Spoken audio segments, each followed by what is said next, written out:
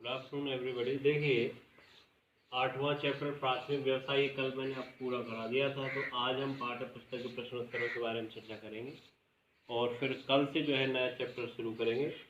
तो सभी किताब निकाल लेंगे और देखते जाएंगे क्वेश्चनों को। तो सबसे पहले हम ऑब्जेक्ट टाइप क्वेश्चनों शुरू करते हैं। तो देखिए, पहला क्वेश्चन क्या है उसमें कि निम्न में से कौन सी जनजाति उत्तरी साइबेरिया में नहीं रहती है।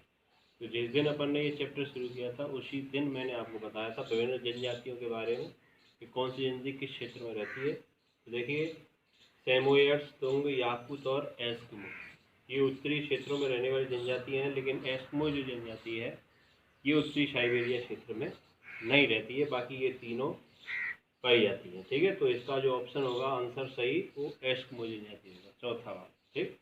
दूसरा क्वेश्चन देखो, निम्न में से कौन सा कार्य प्राथमिक व्यवसाय का नहीं है।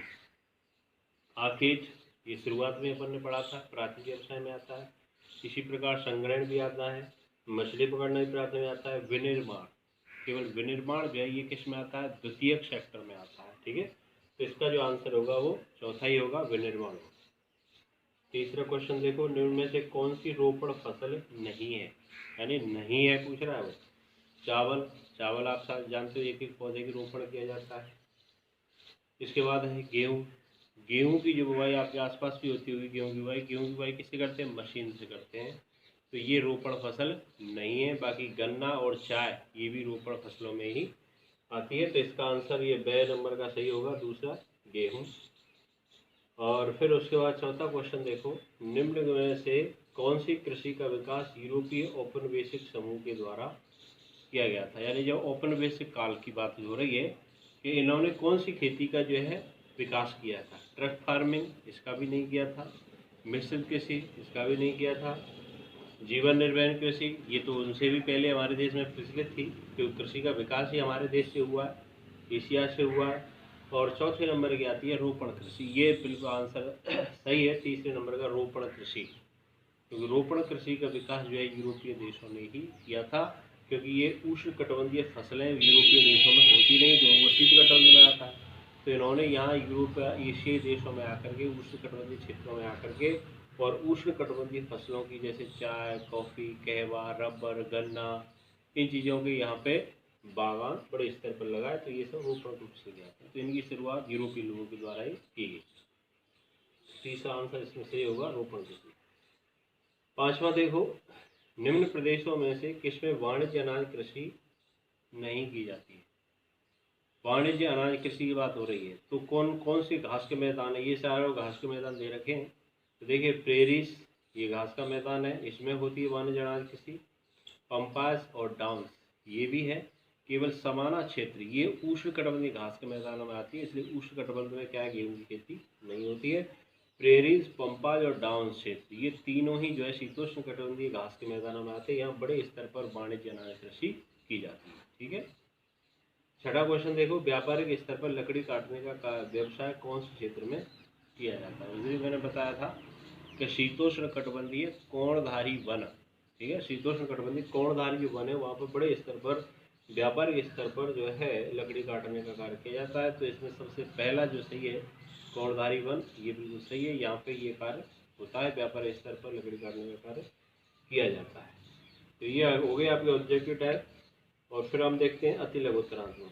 विश्व में पाए जाने वाले दो शीतोष्ण घास के मैदान अभी ऑप्शन में आए हैं, प्रेरीज, पंपास, डाउन क्षेत्र ये तीनों ही क्या है, शीतोष्ण कटिबंधीय घास के मैदान है।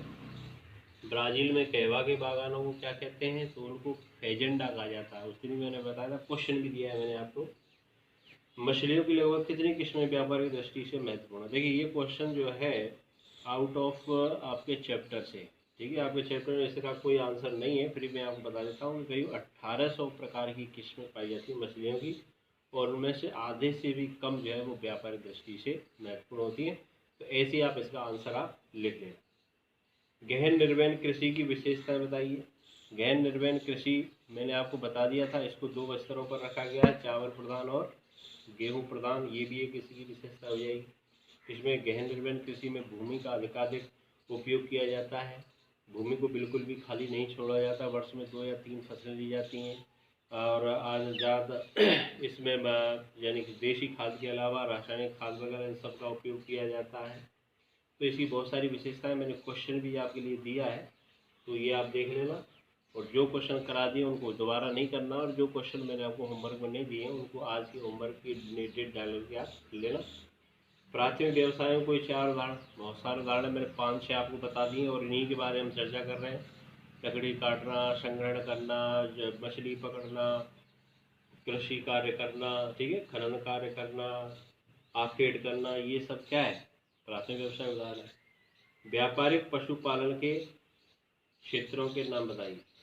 व्यापारिक पशुपालन के क्षेत्र यानी व्यापारिक स्तर पर जहाँ पशुपालन किया जाता है, तो मैंने आपको बताया था न्यूजीलैंड में भी अर्जेंटीना है, ये बहुत सारे ऐसे देश हैं जहाँ पर डेयरी कृषि की जो हम बात कर रहे थे, तो इससे रिलेटेड है जहाँ डेयरी कृषि का कार्य जो व्यापारिक स्तर पर किया जाता है, और जो देश इसमें शामिल है तो वो इसके अंतर्गत आ जाएंगे, ठीक है।